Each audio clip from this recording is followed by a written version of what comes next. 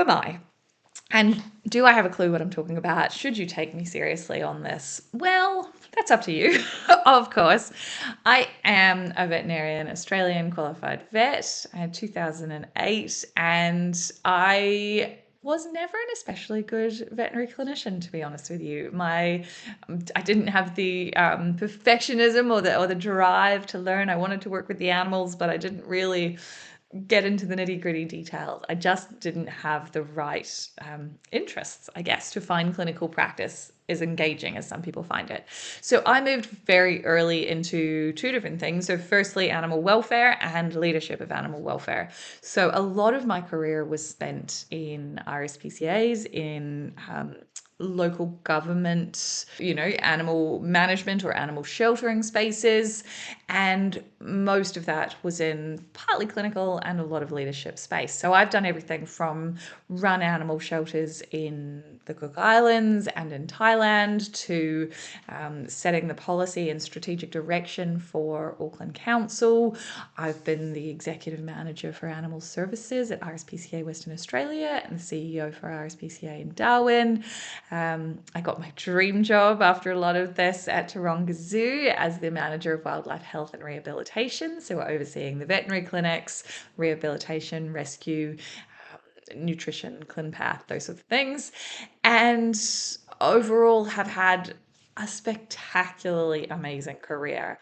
Like you, I certainly had times where I was overwhelmed and frustrated, but I absolutely love everything that the veterinary and animal shelter professions have given to me and that I have given back, and it makes me feel really good about. That doesn't mean to say that I didn't have days where I was in charge of the lives of 1,000 animals at a time, and I didn't have to be the sole decision maker who signed off when we were going to euthanize and what we weren't. It's been me who's had to defend that against, marketing teams and media and animal attendants who have cared for these animals for months at a time.